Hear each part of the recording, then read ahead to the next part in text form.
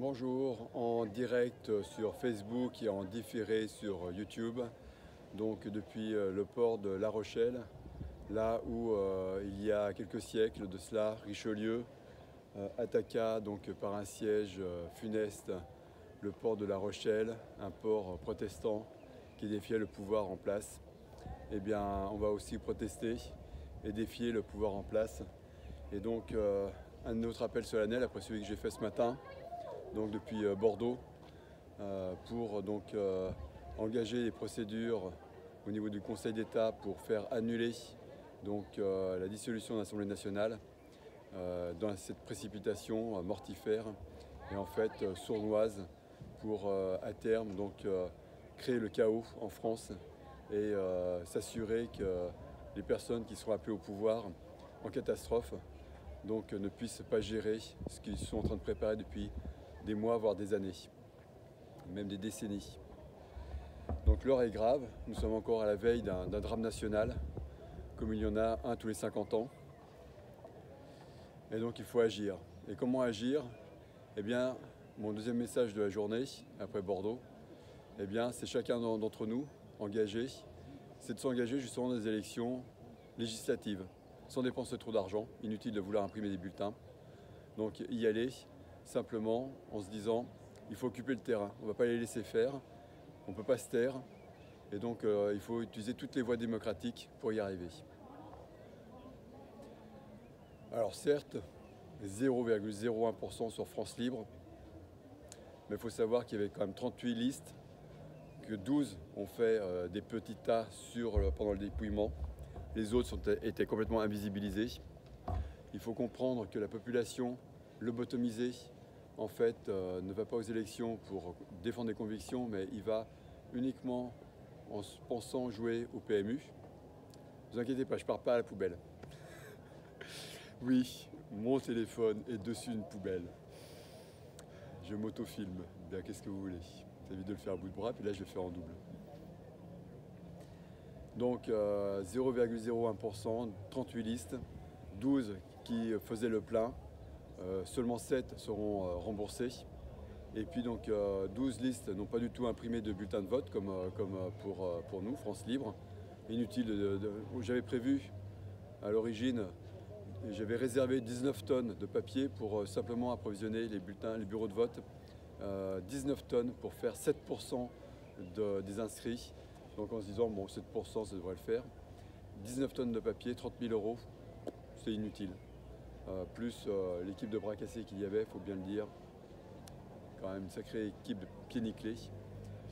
Mais des personnes que j'ai quand même découvertes dans cette liste et que j'ai déjà rencontrées auparavant, qui sont intéressantes. Et ces personnes intéressantes vont partir justement aux législatives, dont Francis Lalanne. Normalement devrait partir, il ne sait pas sur quel circo, mais il partira aux législatives. L'important, c'est pas de gagner. Justement, l'important, c'est d'exister. Et c'est de résister. Car Stéphane Hessel disait, résister, c'est créer, créer, c'est résister. Donc vous savez que je suis un indigné dans la lignée de Stéphane Hessel. Il avait fait son petit pamphlet en 2011. Ensuite, il a fait en 2012 un autre pamphlet, c'était de 30 pages, très court à livre. Et donc sur engagez-vous. Et donc depuis, moi je me suis engagé, notamment depuis 2015, quand j'ai vu comment les attentats avaient été manipulés et récupérés de façon honteuse par les chefs d'État qui défilaient boulevard Voltaire. Et puis donc bien sûr j'étais déclarant de manifestation Gilets jaunes à partir de 2019, acte 11, 13, 14, 15, 16.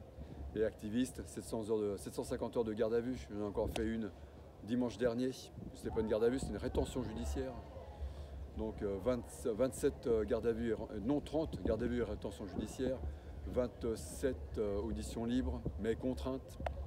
C'est-à-dire qu'on n'accepte pas l'audition libre et nous place en garde à vue. Donc activiste de résistance à l'oppression et uniquement liberté d'expression, donc jamais de dégradation, de violence ou quoi que ce soit. Et c'est eux qui tordent le droit pour nous enquiquiner, pour ne pas dire autre chose.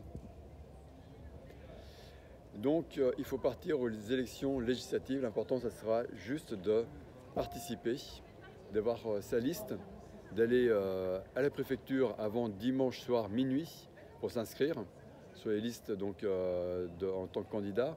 Il faut avoir donc, un colistier, Donc une autre personne, je crois que si on est un homme, il faut qu'il y ait une femme comme second, comme remplaçant potentiel.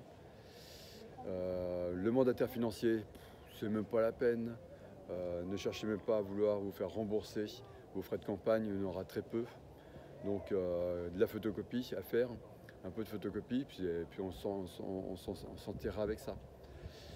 Mais occuper le terrain, montrer qu'on est présent et ne pas les laisser faire.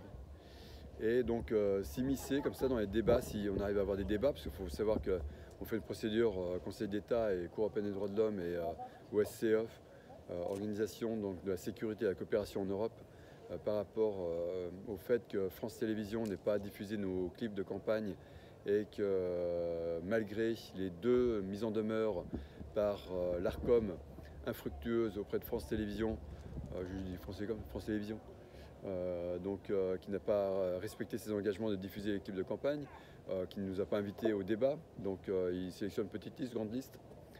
On mène des actions justement pour s'indigner. Eh bien, il faudra faire la même chose au niveau local, au niveau des députés. Donc là, on a un peu plus de chance avec les canards locaux, canards boiteux, mais les canards du coin, pour se faire connaître. Et donc, ce sera simple, le message, ce sera donc être réellement des représentants du peuple,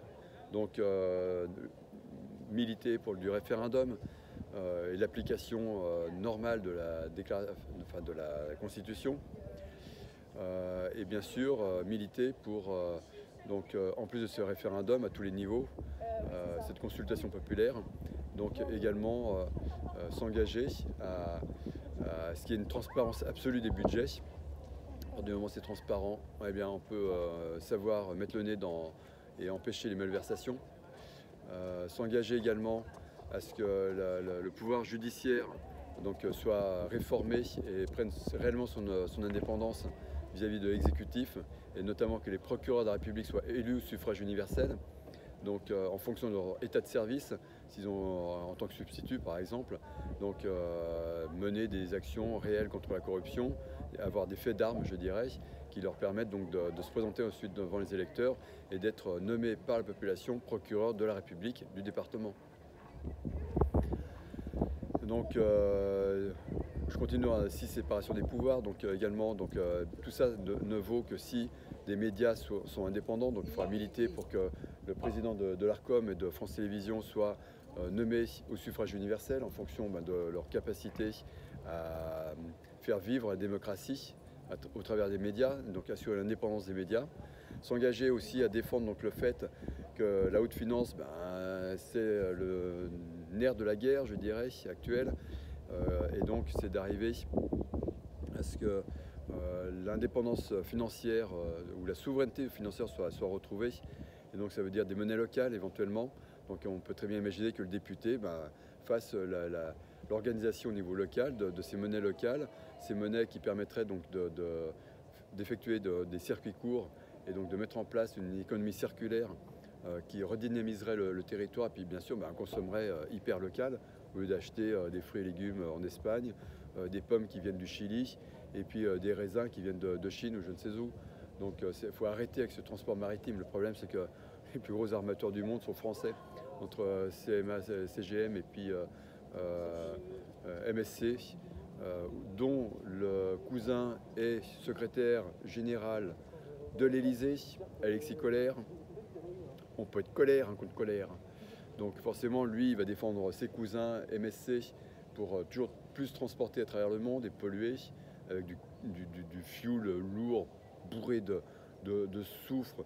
Quand vous regardez la pollution qu'il y a dans la Manche, mais c'est hallucinant, quoi. Donc, circuit court pour se passer de l'approvisionnement mondial et ne consommer local que ce qui peut être produit en local, puis ce qui n'est pas produit en local, bien sûr, on continue à l'importer s'il le faut, et puis réindustrialiser la France pour produire local, bien sûr. Donc, pour ça, il faut que l'indépendance financière nous permette de le faire, et actuellement, il n'y a que de la bidouille qui est faite au niveau local, des monnaies locales. Donc, ils sont créés juste pour occuper le terrain, justement pour s'assurer que ça ne va jamais vraiment se développer. Donc tout ça c'est sous contrôle, mais il faut arriver à ce qu'à un moment donné il soit hors contrôle du système et à reprendre donc le système. Et ça on peut le faire de façon démocratique. J'y crois encore, même si j'ai discuté tout à l'heure avec Laurent Bigot, qui est un ancien préfet, sous-préfet, d'IRCAB de préfet, qui est en disponibilité depuis 10 ans, qui a lutté à tous les niveaux, mais qui se rend compte que le système perdure et se reproduit. La formation de ce système, c'est à l'ENA, complètement dévoyé. L'ENA qui a été créée par De Gaulle pour administrer correctement l'État et servir l'État. Ils en ont fait une formation de psychopathes qui se servent sur l'État et qui servent les intérêts étrangers et qui servent les intérêts des multinationales. Tout est inversé. C'est pour ça que De Gaulle disait la Constitution, les institutions, ce n'est qu'une enveloppe. Tout dépend de qui on y met dedans. Si on a créé des confessionnaux, c'est pour écarter le diable. Mais si le diable est dans le confessionnal, alors ça change tout. Eh bien on est là. Donc le diable est dans les institutions et il va falloir l'enchasser, et l'enchasser par la rue. La rue, mais également un peu de soutien, un peu de visibilité donnée à ceux qui oseront se présenter aux élections législatives. Et le 6e point sur lequel il faut aborder, donc c'est le principe que le mouvement qu'on essaie de lancer au niveau de France Libre, ou en tout cas ce que j'essaie moi de soutenir. J'étais actif au niveau de France Libre, j'ai pas réussi à ce que mes propositions soient retenues pour faire la profession de foi. Mais bon, j'avais comme bien insisté, on a réussi donc à ce qui est la profession de foi sur l'économie et les finances. Donc on parlait déjà un petit peu de ce que je viens de vous mentionner. Donc c'est moi qui ai insisté pour qu'il y ait ces deux parties-là, sur les 8 parties qu'il y avait dans la profession de foi de France Libre pour les européennes. Donc on continue sur cette lignée. Et donc le 6e pouvoir, c'est le pouvoir de la santé et de l'esprit. Donc liberté de penser bien sûr, mais liberté également de s'injecter ce que l'on souhaite s'injecter dans le corps et de ne pas être sous la contrainte. Donc respect donc, justement de la charte de Nuremberg qui précise la liberté de choix, de la vaccinale de façon éclairée et non contrainte. Là, avec le Covid, ils nous ont fait vraiment tout l'inverse, quoi. Tout est bafoué. Donc les 6 grands piliers qu'il faut retenir si on part dans ces élections donc, législatives, donc c'est bien sûr un pouvoir exécutif qui respecte la Déclaration des droits de l'homme et qui respecte la Constitution, bien sûr. Tout est bafoué en ce moment. Un législatif qui légifère proprement, donc faire une réforme, mais également pour une réforme législative, c'est-à-dire suppression du Sénat et renforcer le Conseil économique et social pour qu'il nous fasse que ce soit la première chambre, en fait, la chambre basse, qui fasse des lois claires, précises, comme la loi Egalim à son origine, qui a été complètement, et suppression bien sûr du Conseil constitutionnel, supprimer cette horreur de Conseil constitutionnel, ces 9 singes, c'est l'armée des 9 singes. Ils réagissent de façon inconstitutionnelle, c'est une horreur absolue. Donc réforme des institutions, bien sûr. 3e point, donc c'est indépendance de la justice. 4e point, indépendance des médias. 5e point, indépendance du gouverneur de la Banque de France et des monnaies locales. 6e point, donc c'est l'indépendance de liberté au niveau de la santé et de l'esprit. Et j'en rajouterai donc même un 7e. J'aime bien arriver jusqu'à 7. Je n'ai pas envie de rester à 6, 6, 6. Donc le 7e, eh bien, c'est le pouvoir spirituel. Et Malraux disait donc le 21e siècle sera spirituel ou ne sera pas. Enfin, on fait dire à Malraux. On n'est pas sûr qu'il l'ait dit, mais bon, il avait sorti une phrase un peu de ce style, donc en paraphrasant Malraux. Les 6 pouvoirs, déjà, c'est Rocard qui en avait parlé, qui avait 6 pouvoirs en France. Et le 6e, on l'a bien vu, avec la santé, l'aberration, le pouvoir scientifique. Complètement tordu, avec des tordus au niveau de la science qui arrivent à nous faire avaler des couleuvres, enfin, de façon incroyable, quoi. Elfrécy, aux États-Unis, qui se fait dézinguer.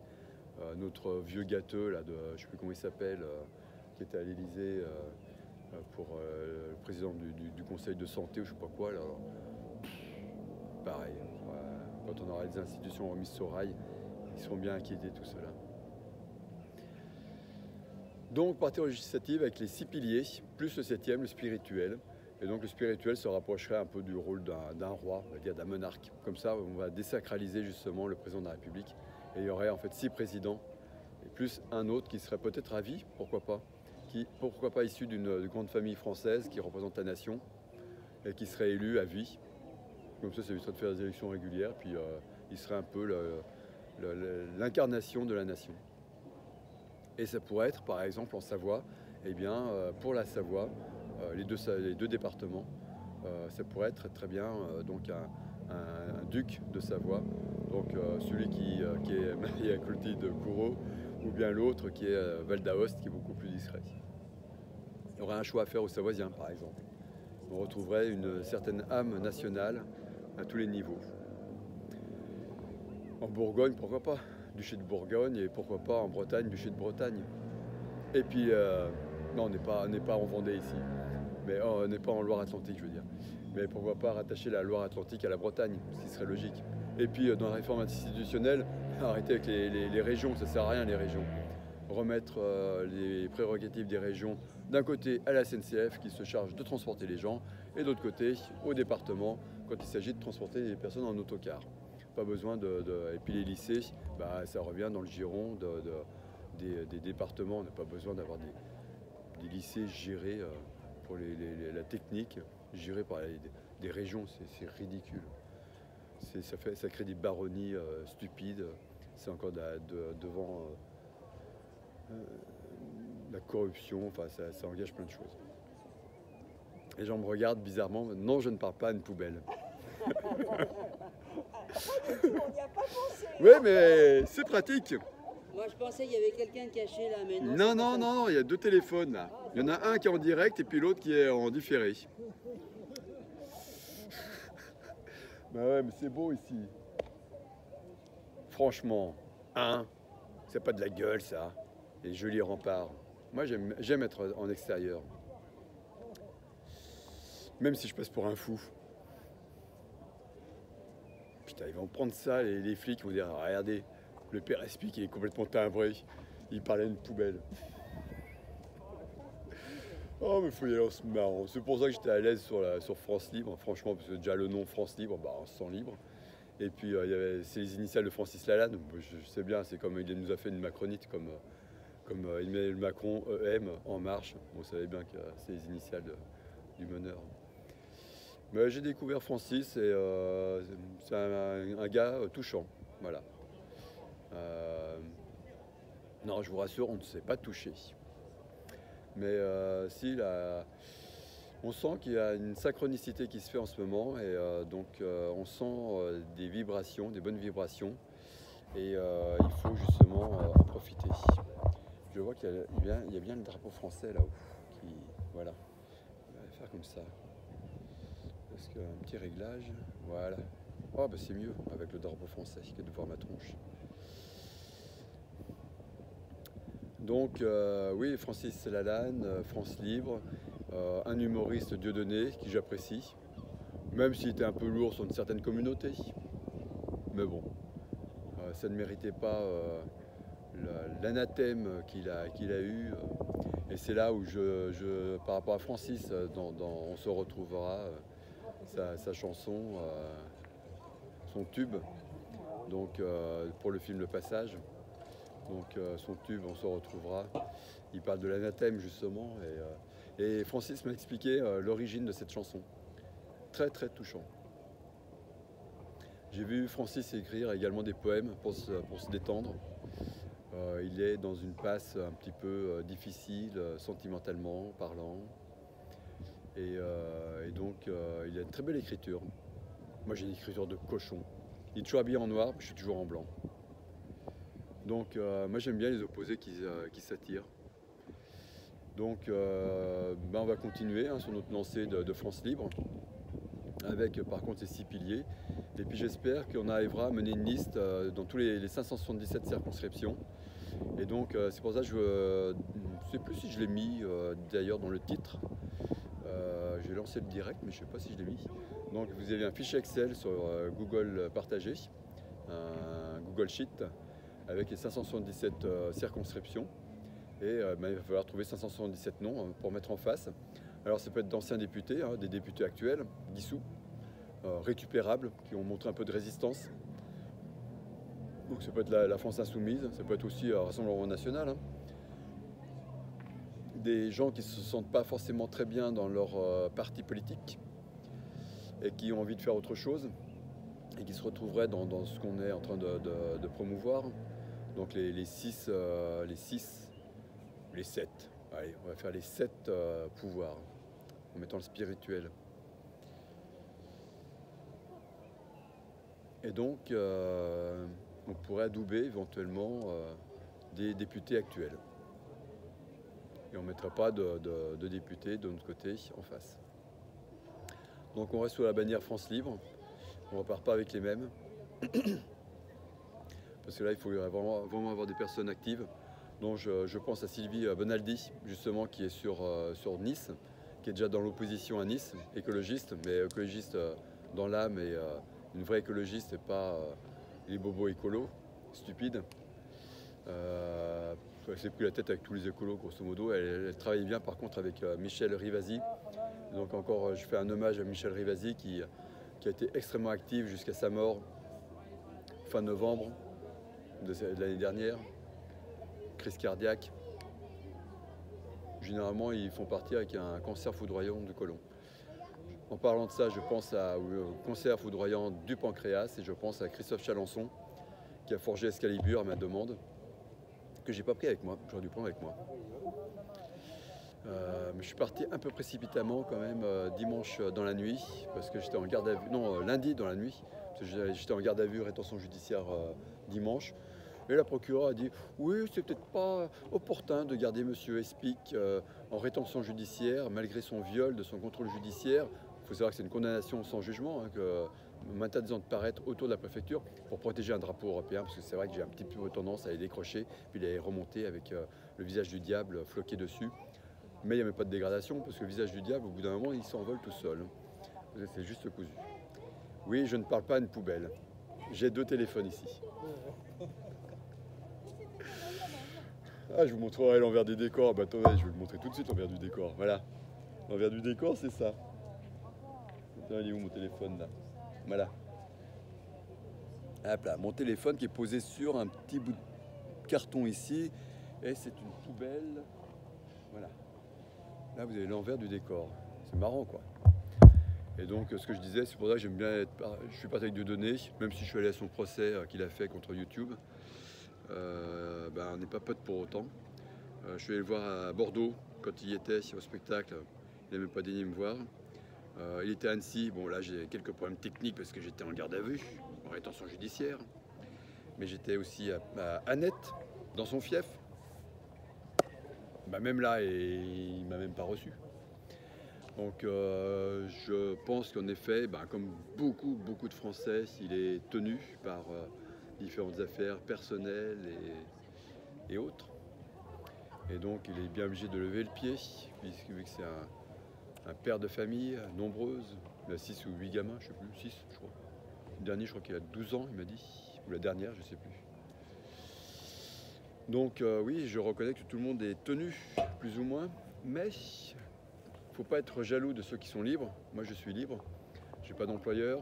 Moi, j'ai juste mon frangin qui est un peu pénible en ce moment. Là. C'est pour ça que je fais ce tour de France là. Je suis pour un chantier à La Rochelle. Et j'étais sur un chantier à Bordeaux. Et je devais être sur un chantier demain à Amboise. Mais bon, visiblement, c'est reporté à Amboise.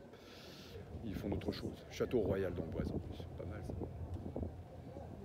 Mais voilà, donc je suis libre parce que c'est mon frangin, donc je fais ce que je veux. Ça l'embête, mais je fais quand même ce que je veux. Et je fais du 2 ou voire du 3 en 1. Donc c'est pour ça que j'aime bien faire le tour de France et dans ces lieux sympathiques et agréables.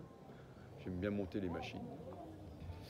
Et donc je serai sans doute à Paris donc, demain ou après-demain au Conseil d'État, parce que bien sûr, ce qui est assez incroyable, c'est qu'on va essayer de faire péter le décret présidentiel de dissolution de l'Assemblée nationale, parce que là on voit bien que Macron, et c'est l'annonce que j'ai faite ce matin depuis Bordeaux, donc on voit bien que Macron a un agenda machiavélique pour sidérer la population et on n'a même pas rendu nos comptes de campagne d'élections européennes qui nous relancent sur des législatives pour nous épuiser. Et bien malgré ça, on ne va pas s'épuiser parce qu'on ne va pas s'emmerder justement à imprimer nos bulletins de vote. Ça sera chacun de le faire. C'est quand même pas grand chose à faire. Aller sur internet, télécharger un bulletin de vote, l'imprimer, et le mettre dans l'enveloppe quand vous présentez. Ça fait quand même beaucoup moins de papier à bazarder. 19 tonnes on aurait dû faire minimum pour faire 7% des électeurs. Alors que vous savez que généralement ils se font rembourser sur 110% des inscrits. Ils impriment pour 110% de papier. 200 tonnes. Les gros partis font 200 tonnes de papier entre les affiches, les bulletins de vote et les professions de foi en double. Donc bulletins en double et puis les professions de foi envoyées dans les foyers avec l'enveloppe et les affiches collées n'importe où. Un gâchis phénoménal, on est au 21e siècle, merde quoi. On peut imprimer n'importe où, on y arrive. On ne compte pas trop sur les grands-mères, parce que les grands-mères, elles votent oh, il est beau Macron, oh, il est beau Bardella, oh, il est beau Bellamy, oh, il est beau Glucksmann. Donc, c'est pas c'est là qu'on va essayer de choper. On essaie de mobiliser la jeunesse, et puis donc il faut se remobiliser, puis il faut y aller, il faut y croire. Et nous ne sommes pas au PMU. On ne va pas se soulager ses névroses en allant essayer d'élire le camp du vainqueur. Pour dire, ouais, je fais un beau score. Regarde, il a eu 41% pour celui que j'ai voté. Regarde, je suis fort. Mais non, on n'est pas au PMU, bordel. On est là pour défendre des convictions. Voilà, voilà. Donc, la suite aux prochains événements. Mais mobilisez-vous. Contactez-moi avec une toute petite biographie de ce que vous avez pu faire comme acte de résistance. Si vous êtes mère de famille, chef de famille, père de famille, combien d'enfants, quel âge ils ont, pour savoir votre degré d'indépendance. Et puis un petit laïus sur vos études, votre parcours professionnel, une ligne. Et puis 2 lignes, on va dire, sur les actes de résistance que vous aurez pu faire, ou d'engagement politique, mais dans le bon sens du terme, bien sûr. On ne demande pas à quel parti vous avez adhéré, ça, tout le monde peut se planter. Hein. Les partis, c'est bien le problème, et c'est ce que ne voulait pas De Gaulle. Il ne voulait pas revenir sur une république des partis.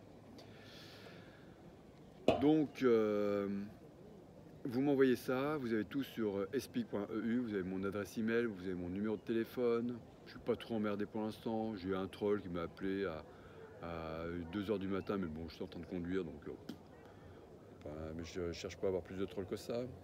Je demande bien sûr aux gendarmes de continuer à veiller sur nous. Donc, de ne pas trop m'enquiquiner, comme ils m'ont enquiquiné quand même en Normandie. Donc j'espère qu'ils auront un petit peu compris. J'espère que la procureure d'Annecy aura compris qu'il faudrait éviter de m'empêcher de venir au niveau de la préfecture, parce qu'il faut que j'aille me déclarer quand même au niveau des législatives. Donc ça se fait en préfecture. Donc Madame Lynn Bonematis, ce serait bien que vous m'annuliez votre condamnation sans jugement d'interdiction de paraître dans les abords de la préfecture. Et puis donc vous m'envoyez tout voilà, un petit laïus d'une demi-page. Et puis si vous avez rencontré des difficultés par rapport aux institutions, bien sûr le mentionner. Je pense notamment à toutes ces personnes qui ont des enfants qui ont été kidnappés par l'aide sociale à l'enfance, parce que sur les 400 000 enfants, il y en a quand même 200 000 qui sont mal placés et qui sont placés abusivement. Vous m'envoyez ça, vous vous positionnez en doublon avec un homme et une femme sur chaque Cerco de France, 577. Et puis on va la fleur au fusil. Non. Ah oui, en parlant de fusil. Bon. J'ai des informations comme quoi dimanche, des gens vont se réunir place de la Nation. Moi, je pense que c'est trop tôt. Macron, vous savez qu'il a laissé dans les armes, enfin les banlieues s'armer, notamment pour les migrants. Donc il y aurait 5 à 6 000 migrants qui seraient armés. Il y aurait peut-être 500-600 personnes qui montent sur Paris pour faire des choses qui malheureusement ne sont pas légales. Je pense que c'est trop tôt.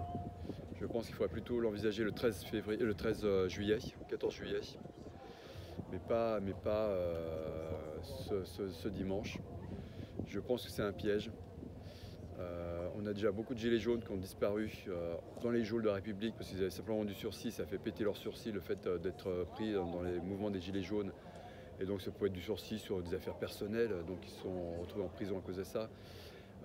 C'était pour affaiblir justement la population, pour pouvoir au niveau de la réforme des retraites, pouvoir à ce qu'il y ait moins de monde dans les rues.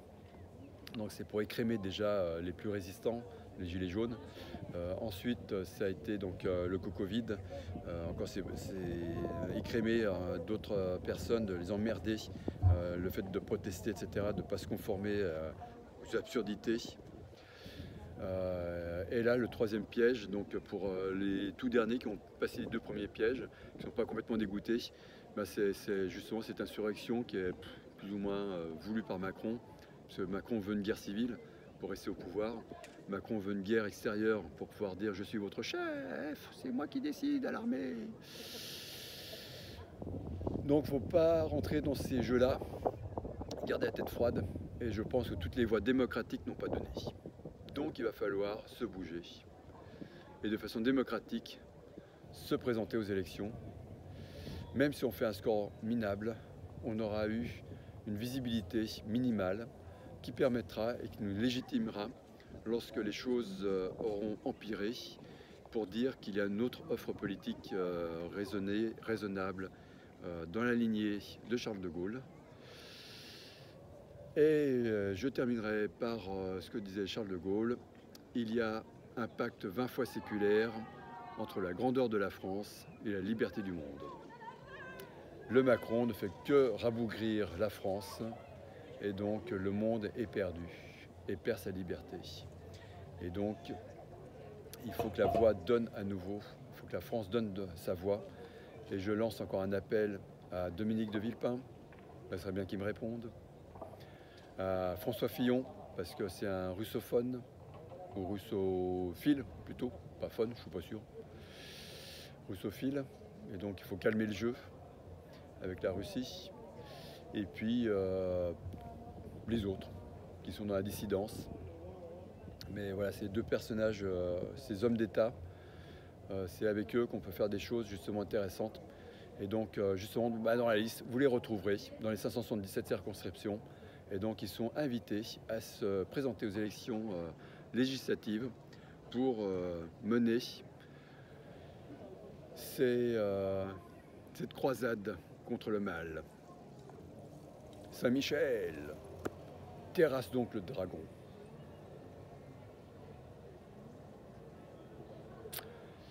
Je vous souhaite une bonne soirée et puis la suite aux prochains événements. Nous et nos droits, droit notre doigt, doigt sont levés, V de la victoire, en se marrant et en chantant.